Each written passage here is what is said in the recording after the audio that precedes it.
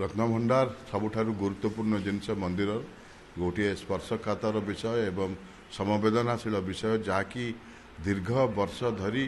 जगन्नाथ प्रेमी भक्त मान आंदोलित कर रखी दुईटी कथा गोटे रत्नभंडार सुरक्षा रत्नभंडार अलंकार गुड़िकर गणति एवं मणति तेणु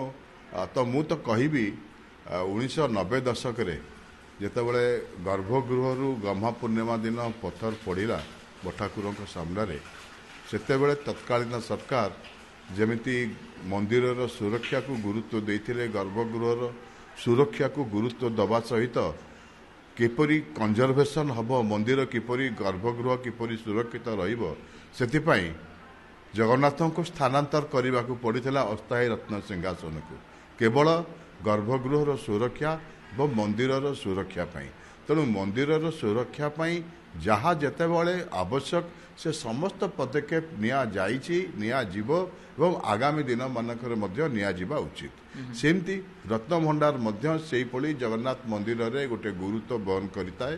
तेणु रत्नभंडार सुरक्षा समस्त प्रथम दायित्व तेणु रत्नभंडार सुरक्षा रत्न गुड़िक सुरक्षित भाव में स्थानांतर हवा निहाती आवश्यक थिला जोटा सरकार को धन्यवाद देव आम एबे कौन कौन करा जीवा दरकार कारण जो संदेह लोक मन में रही से संदेह को मध्य दूरीभूत करार अच्छी एवं ता सहित रत्नभंडार को सुरक्षित करार रही 1000 वर्ष पाई निश्चित भाव में जमती गर्भगृह सुरक्षा करागला रत्नभंडार से सुरक्षा हवा उचित एवं सरकार से दिगरे जत्नवान अच्छा दायित्व नहीं पदक्षेप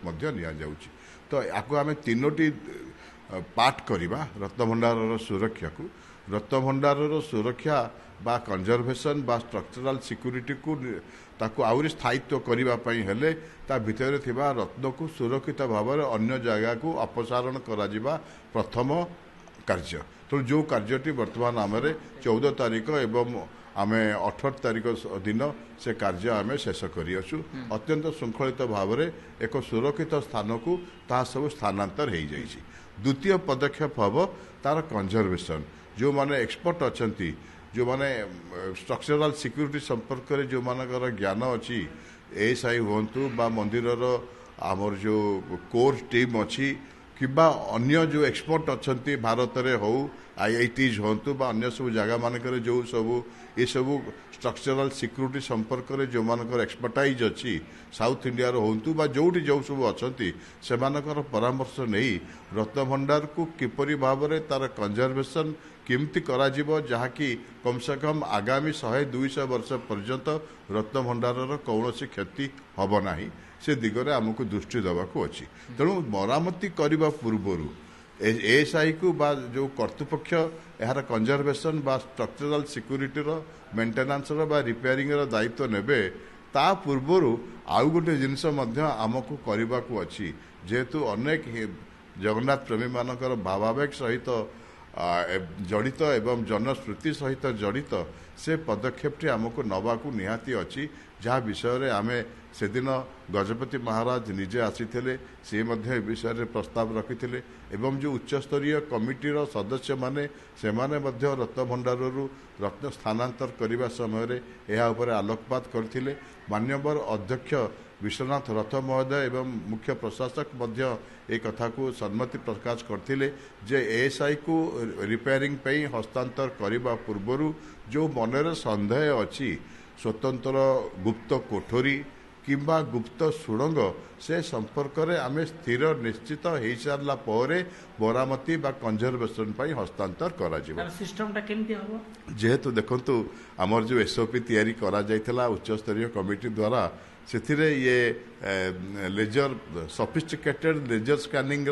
प्रावधान बा प्रस्ताव दि जाई नथिला किंबा जीपीआरएस सर्वे करबा इत्यादि करने आमर प्रस्ताव नथिला तेणु जेहेतु एसओपी रे एडा सब इनक्लूडेड नहीं तेणु पुनर्बार जो उच्च स्तरीय कमिटी बैठक करिकिना राज्य सरकार को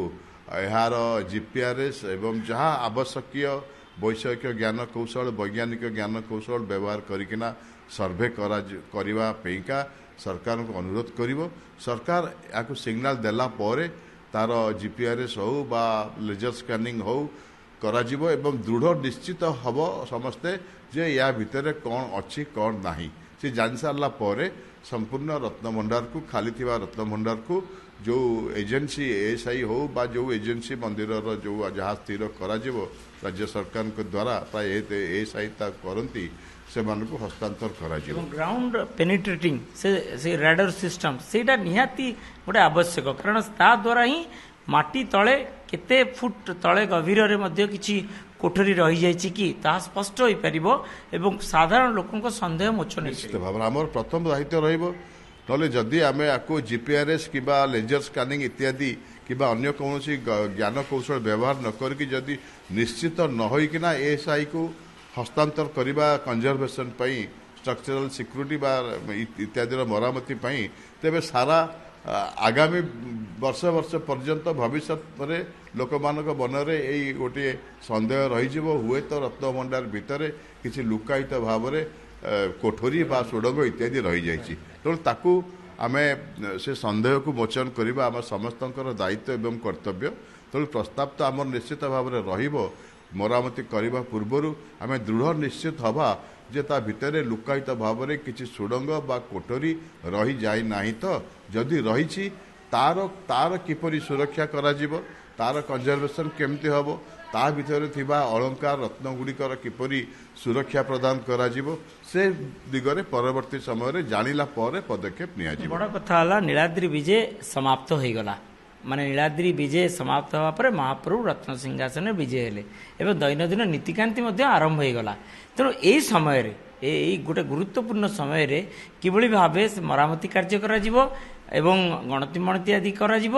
ଏବଂ ନୀତି କୌଣସି ପ୍ରଭାବିତ ହେବ ନାହିଁ ଭକ୍ତମାନେ ମଧ୍ୟ ଶୃଙ୍ଖଳିତ ଭାବେ ଦର୍ଶନ କରିବେ। ଦେଖନ୍ତୁ ମନ୍ଦିରରେ ପ୍ରଥମ ଇମ୍ପୋର୍ଟାନ୍ସ ହେଉଛି ଆମ ସମସ୍ତଙ୍କ ପାଇଁକା ଜଗନ୍ନାଥଙ୍କର ଯେଉଁ ନୀତିକାନ୍ତି ଅଛି କାହିଁକିନା ସାରା ଭାରତ ବର୍ଷରେ ଯେତେ ମନ୍ଦିର ଅଛି ଜଗନ୍ନାଥ ମନ୍ଦିର ହେଉଛି ପ୍ରାୟତଃ ମୁଖ୍ୟତଃ ରିଚୁଆଲ ବେସ୍ଡ ଟେମ୍ପୁଲ। ତେଣୁ ରିଚୁଆଲକୁ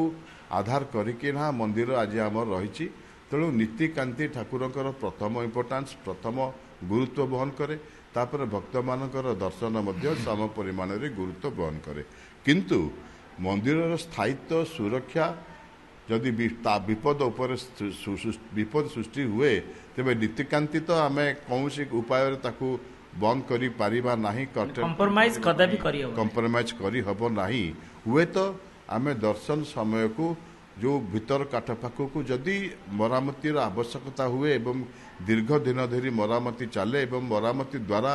ଦର୍ଶନର ପ୍ରଭାବିତ ହେବାର ସମ୍ଭାବନା ଦେଖାଯାଏ ତେବେ ସେ ସମ୍ପର୍କରେ କ'ଣ କେତେ ଦିନ ମରାମତି ଲାଗିବ ତାର ଡିଟେଲ ମାଷ୍ଟର ପ୍ଲାନ୍ ସେ ଏଜେନ୍ସି ତିଆରି କରିକି ଦେଲା ପରେ ଭକ୍ତମାନଙ୍କର ଶୃଙ୍ଖଳିତ ଦର୍ଶନ କିପରି କରାଯାଇପାରିବ ଦର୍ଶନକୁ ବନ୍ଦ ନ କରି ଛତିଶା ନିଯୋଗ ବୈଠକ ପରିଚାଳନା କମିଟି ବୈଠକ ଉପଯୁକ୍ତ ତାର ଯେଉଁ ଅଛି ନୀତି ସବ୍ କମିଟି ହେଲା ଛତିଶା ନିଯୋଗ ହେଲା ପରିଚାଳନା କମିଟି ହେଲା ଏ ସମସ୍ତ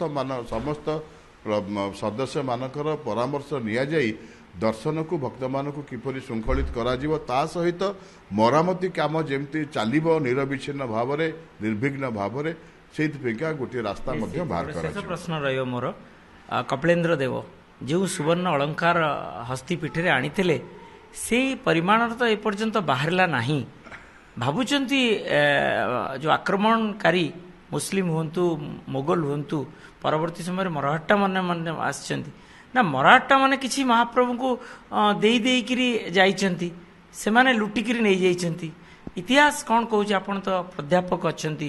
ହିଷ୍ଟ୍ରି ଡିପାର୍ଟମେଣ୍ଟରେ। ଦେଖନ୍ତୁ କପିଳେନ୍ଦ୍ର ଦେବଙ୍କ ସମୟ ଠାରୁ ବା ଯାହା ବି ଗଜପତି ମାନଙ୍କର ଅବଦାନ ଅଛି ଆମେ ସବୁ ଜାଣିଛେ ଯୁଦ୍ଧରେ ବିଜୟ ଲାଭ କଲା ପରେ ଗୋଟିଏ ପରମ୍ପରା ସେ ରଜା ଯିଏ ପରାଜିତ ହେଇଥାନ୍ତି ସିଏ ତ ଧନରତ୍ନ ଦେଇଥାନ୍ତି ତା ସହିତ ତାଙ୍କ ମୁକୁଟ ଇତ୍ୟାଦି ମଧ୍ୟ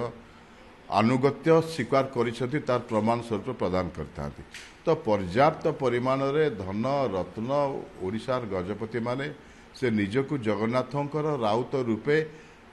ଯୁଦ୍ଧରେ ବିଜୟ ଲାଭ କଲା ପରେ ସେଗୁଡ଼ିକ ସବୁ ଜଗନ୍ନାଥଙ୍କ ରତ୍ନଭଣ୍ଡାରରେ ଗଚ୍ଛିତ ରଖିଥିଲେ। ଆପଣମାନେ ସମସ୍ତେ ଜାଣିଛନ୍ତି ଅନେକ ଥର ମନ୍ଦିରକୁ ଆକ୍ରମଣ କରାଯାଇଅଛି। ସୁଲତାନେଟ ପିରିୟଡ଼ ଠାରୁ ଫିରୋଜ ଶାହ ତୁଗଲକ ପିରିୟଡ଼ ଠାରୁ ମୋଗଲ ପିରିୟଡ଼ ଶେଷ ପର୍ଯ୍ୟନ୍ତ ଇଭିନ୍ କି କିଛି ମରହଟା ଶାସକଙ୍କ ଦ୍ୱାରା ମଧ୍ୟ ଆକ୍ରମଣକାରୀମାନଙ୍କ ଦ୍ୱାରା ମଧ୍ୟ ମନ୍ଦିରକୁ ଏକାଧିକ ଥର ଆକ୍ରମଣ କରାଯାଇଛି। किंतु फरक रहा या नन हिंदूज मानक आक्रमण समय मंदिर को लुंठन करा जाइछि, जगन्नाथों को ऊपर आक्रमण करा जाई अछि एवं धर्म परिवर्तन करबा पईका मध्य पदक्षेप निया जाइछि। अनेक मात्रा रे सेमाने सफल होइतिले। आपण माने जानिछंती जगन्नाथों को एकाधिक थर मंदिर स्थानांतरित हवा को पड़ी यही सेवक भाई मानक द्वारा से समय जगन्नाथों को सुरक्षित भाव में ओडिशार विभिन्न स्थान को कोण अनुकोण को लेकिना रखी सुरक्षित रखा जाइए। एवं जितेबाला जगन्नाथ स्थानांतरित होइछे मंदिर खाली थिला तार सुजोग नहीं निश्चित भाव में रत्न भंडारु अनेक धन रत्न आक्रमणकारी मानक द्वारा लुंठित हो जाइछि। आपन जहाँ कहले मरहटा मानक द्वारा मरहटा माने नो डाउट आक्रमण मध्य करिसंती, किंतु आक्रमण करने सहित से माने मंदिरर आय वृद्धि पाई मध्य पदक्षेप नैछंती। जेमति कि तांको समय रे आपणकर अरुण स्तंभ तत्कालीन जो गजपति थिले दिव्य सिंह देव तांको समय रे मरहटा गुरु गोसाई परामर्श क्रमे से अरुण स्तंभ को कोणार्क मंदिर जगन्नाथ मंदिर सम्मुख को स्थानांतर करा जाइतिला। सेहीपरि अनेक भूमि सुना इत्यादि मध्य मरहटा शासन समय ये सब सुवर्ण अलंकार मराठा शासन समय कारण मुस्लिम माने मोगल माने तो सब किछि लुंठित कर देथिबे, लुंठन कर नहीं जाइथिबे। ये मराठा समय बोली भाबुचंती कि देखंतु आमे तो से निर्दिष्ट भाव में किछि कहि परिबा नाही। जदि तार कार्बन डेटिंग इत्यादि करा जाए जो अलंकार गुड़िक जहाँ मिली तार समय निर्धारण करने आजिकल अनेक उपाय वैज्ञानिक उपाय बाहर जदि आम कार्बन डेटिंग कि अन्य कौन उपाय आम से अलंकार समय निर्धारण करिपरिबा तेबे जना पड़िबो कौ समय से अलंकार गजपति शासक मानक द्वारा अधिकार करा जाइथिबा राज्यरू आसीथिबा सुनारे से अलंकार तैयारी करा जाइछि किबा मरहटा शासक मानक द्वारा दिया जाइथिबा अलंकार सी तेणु ताकू आम कार्बन डेटिंग बा अन्य कौन उपाय अनुसरण कले आम तार समय निर्धारण करिपरिबा।